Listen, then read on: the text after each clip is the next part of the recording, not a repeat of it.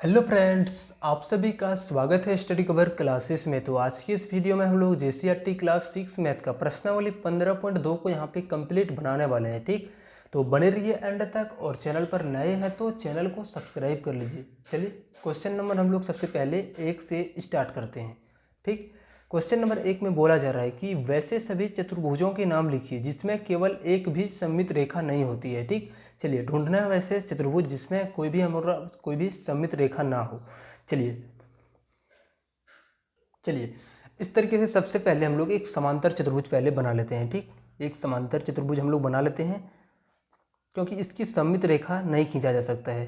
ठीक, अगर यदि हम इसको इस तरीके से यहाँ पे काट दें, ठीक बीचों बीच काट दिए, तो ये कभी भी आपस में इस तरीके से मुड़ेगा नहीं बराबर भाग में। ठीक, जैसे ही हम इसको मोड़ेंगे तो आगे पीछे हो जाएगा, ये बराबर भाग में मुड़ेगा नहीं, तो ये भी हमारा सममित रेखा नहीं होगा। और इसको हम लोग समांतर चतुर्भुज बोलते हैं, जिसका दो भुजा इधर से भी आमने सामने की भुजा समांतर हो तो उसको हम लोग समांतर चतुर्भुज बोलते हैं। ठीक, तो पहला जो आंसर हो जाएगा वो हमारा समांतर चतुर्भुज हो जाएगा। और एक चतुर्भुज हम लोग और यहाँ पे बना सकते हैं इस तरीके से, जो हमारा समलंब चतुर्भुज होता है। ठीक, इसमें एक भुजा एक जोड़ी जो होता है वो आपस में समांतर होता है। देखिए यहाँ पे ये दोनों हमारा समांतर है, तो इसको हम लोग समलंब चतुर्भुज बोलते हैं। समलंब चतुर्भुज। ठीक, अब इसमें हम लोग यहाँ पे बीचों बीच रेखा खींचते हैं। ठीक, जैसे इस तरीके से हम लोग खींचेंगे, ठीक, देखिए ये कभी भी आपस में इस तरीके से मुड़ेगा नहीं, मुड़ेगा तो आगे पीछे बाहर भीतर हो जाएगा। और सममित का मतलब क्या होता है, जैसे ही हम मोड़ेंगे तो हमारा समान भाग में समान पेज फिर से उल्टाएंगे, वही बन जाना चाहिए आकृति। और इस तरीके से मोड़ेंगे तो क्या होना चाहिए, पूरा उसके ऊपर चिपक जाना चाहिए, तो यहाँ पे नहीं हो रहा है।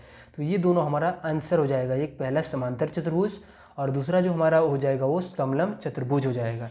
चलिए अब हमारा जो है सो क्वेश्चन हमारा ऑप्शन बेस्ड पर है। ठीक, चलिए क्वेश्चन नंबर 2 में क्या है उसको भी हम लोग देख रहे हैं। तो निम्नलिखित कथन के आगे सही या गलत का चिन्ह लगाइए। जो हमारा सही है उसके लिए सही का चिन्ह और जो गलत है उसके लिए गलत का चिन्ह लगा सकते हैं। ठीक, चलिए पहला जो क्वेश्चन बोला गया है कि समकोण त्रिभुज में केवल एक सममित रेखा खींची जा सकती है। तो चलिए सबसे पहले एक समकोण जो है सो हम लोग समकोण त्रिभुज बना लेते हैं एक सबसे पहले। चलिए यहाँ पे हमारा 2 नंबर का 1 नंबर का आंसर करने जा रहे हैं। यहाँ पे एग्जाम्पल समझेंगे, टिक आउट हम लोग बुक में करेंगे। ठीक, ये हमारा एक सममित, ये हमारा हो गया 90 डिग्री वाला एंगल यानी समकोण त्रिभुज। तो इसमें हम लोग यहाँ पे सममित रेखा खींचेंगे। ठीक, इधर से खींचेंगे तो ये क्या खिंचा रहा है, नहीं खिंचा रहा है। ठीक, इसको हम लोग चिपकाएंगे तो ये नहीं चिपक रहा है। तो यहाँ पे क्या बोला जा रहा है कि केवल एक सममित रेखा खींची जा सकती है, तो ये एक भी पॉसिबल नहीं है। तो इसके लिए हम लोग यहाँ पे लगाएंगे कट का साइन। यहाँ पे देखिए जैसे ही मोड़ेंगे तो ये हमारा इसके ऊपर नहीं चिपकेगा, ये आगे पीछे चला जाएगा। चलिए हम लोग नेक्स्ट क्वेश्चन 2 नंबर पर आते हैं। चलिए क्वेश्चन नंबर 2 के अंदर बोला जा रहा है कि समबाहु त्रिभुज में केवल एक सममित रेखा खींची जा सकती है। तो हम लोगों ने पिछले वाले वीडियो में खींचे थे कि समबाहु त्रिभुज को हम लोग तीनों तरीके से खींच सकते हैं। यहाँ पे एक बोल रहा है, एक गलत बोल रहा है, तो हम लोग यहाँ पे गलत लगा देंगे। ठीक, किसी सम पंचभुज में एक से अधिक सममित रेखाएं हो सकती है, तो ये बिल्कुल सही है। हम लोग पिछले वाले वीडियो में पंचभुज बना के भी खींचे थे, तो हम लोग 5 उसमें जो था उसका सममित रेखा था, तो हम लोग यहाँ पे ये सही लगा देंगे। ठीक, यहाँ पे सम षटभुज में केवल एक सममित रेखा होता है, ये बिल्कुल गलत बात है। सम षटभुज है तो इसमें भी हमारा 6 कम से कम सममित रेखा बनेगा। ठीक, क्योंकि सम उसका जो भुजा है सेम है, तो इससे से करके 5 बार उसमें पंचभुज बता। अगर यदि षष्ठभुज में हम लोग खींचेंगे तो हमारा 6 आएगा। ठीक, वर्ग में 3 सममित रेखाएं हो सकती है, तो ये भी गलत है। जैसे हमारा एक वर्ग है, ठीक, ये हमारा वर्ग है, इधर से खींच सकते हैं, पहला हो गया, ये दूसरा हो गया, कोना कोनी इधर से तीसरा, और एक टोटल हमारा 4 है। ठीक, तो यहाँ पे बोल रहा है 3 सममित रेखाएं, तो ये क्या गलत हो जाएगा, यहाँ पे गलत बोल रहा है। ठीक, 3 नंबर पर आते हैं। अंग्रेजी वर्णमाला के ए से जेड के वैसे सभी अक्षरों का नाम लिखिए जिसमें केवल एक सममित रेखा खींची जा सकती है। तो यानी ऐसे अक्षरों को ढूंढना है जिसको हम लोग सममित कर सकते हैं। ठीक, चलिए हम लोग ढूंढते हैं, ए से स्टार्ट करते हैं। सबसे पहले कॉपी पर आते हैं। चलिए हम लोग शुरू करते हैं सबसे पहले खोजने का। ठीक, चलिए सबसे पहले हमारा देखते हैं कि ए में हम लोग खींच सकते हैं, तो ये बिल्कुल सही बात है। चलिए अगर यदि हम बीचों बीच काटते हैं यहाँ पे, तो ये आधा इधर और आधा इधर, और फिर इसको आधा भाग से हम लोग चिपकाएंगे तो ये पूरा पूरी चिपक जाएगा, तो ये हमारा हो जाएगा। बी भी हमारा हो जाएगा। ठीक, इसको हम लोग यहाँ से काटें तो ये भी हमारा क्या हो जाएगा, बी जो है सो आधा इधर और आधा इधर कट जाएगा। और फिर इसको हम लोग इधर से और इधर से चिपकाएंगे तो ये भी चिपक जाएगा, ये भी हो जाएगा। सी, ये भी हमारा अगर यदि यहाँ पे इस तरीके से काट दें तो ये भी हमारा क्या, और मोड़ दें तो ये पूरी मुड़ जाएगा, सिर्फ आधा दिखाएगा। नेक्स्ट हमारा डी, इसको भी हम लोग यहाँ पे काट के कर सकते हैं। ई भी हमारा क्या है, बीचों बीच यहाँ पे काट दें तो इसका भी हमारा एक सममित रेखा बन जाएगा। देखिए एफ नहीं होगा, क्यों, क्योंकि एफ में हमारा कहीं पे भी सममित रेखा नहीं आएगा। चलिए ट्राई करते हैं, जैसे हमारा यहाँ पे एफ है, ठीक, इसको हम कहीं से भी मोड़ नहीं सकते हैं। अगर यदि यहाँ काटेंगे तो ये लाइन इधर हमारा होना चाहिए, तो ये हमारा ई में था तो ई हो गया, लेकिन एफ नहीं होगा। ठीक, जी भी नहीं होगा। उसके बाद हमारा और क्या हो सकता है, तो वहाँ पे केवल बोला है एक सममित रेखा होना चाहिए, तो उसी को लिखना है। तो अगर यदि एच को देखा जाए तो दो सममित रेखा है, एक इधर से और दूसरा इधर से, तो दो सममित वाले को नहीं लिखना है। ठीक, आई में भी देखा जाए तो दो सममित रेखा है। उसके बाद जे में भी देखा जाए तो हमारा कोई भी सममित रेखा नहीं। के में हमारा देखिए के इस तरीके से है, तो इसमें हमारा केवल एक हो सकता है, तो यहाँ पे के लिखेंगे।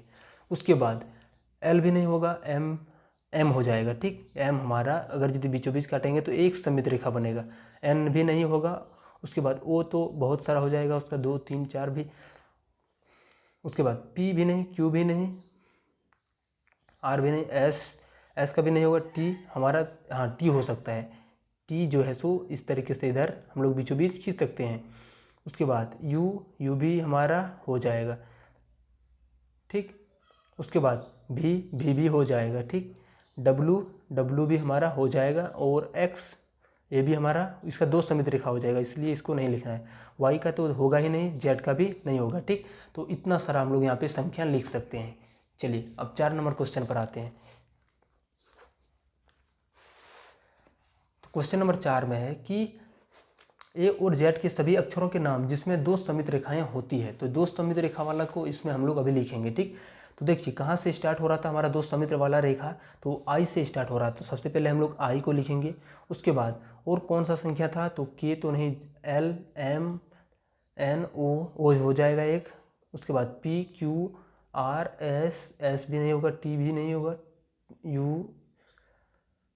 उसके बाद देखिए हमारा पहले ही था एक एच, इसका हम लोग दो सममित रेखा इधर से और इधर से खींच सकते हैं। ठीक, उसके बाद एक एक्स भी हो जाएगा, यहाँ से भी और इधर से भी सममित रेखा इसका खींचा जाएगा।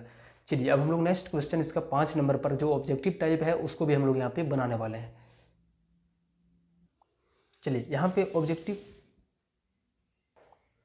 तो क्वेश्चन नंबर 5 के अंदर है कि एक वृत्त में कितनी सममित रेखाएं होती है। ठीक, चलिए सबसे पहले एक वृत्त बनाते हैं हम लोग, यहाँ पे वृत्त बना लेते हैं। और इसका सममित रेखा देखा जाए तो बहुत होता है, इधर से भी खींच सकते हैं, जहाँ मर्जी हम लोग वहाँ पे सिर्फ केंद्र से होकर जाना चाहिए। ठीक, सममित रेखा तो हम बहुत सारा इसमें खींच सकते हैं। तो यहाँ पे ऑप्शन में है 1 3 अनंत और 4, तो बहुत सारा के लिए हमारा अनंत आता है। ठीक, उसके बाद किसी समबाहु त्रिभुज में सममित रेखाएं क्या होती है, कोणों के समद्विभाजक, भुजाओं के समद्विभाजक, शीर्ष से सम्मुख, भुजाओं पर लंब, इनमें से सभी। चलिए एक समबाहु त्रिभुज को सबसे पहले यहाँ पे देखते हैं, बनाते हैं। ठीक, जिसका हमारा तीनों जो साइड भुजा होना चाहिए वो बराबर होना चाहिए।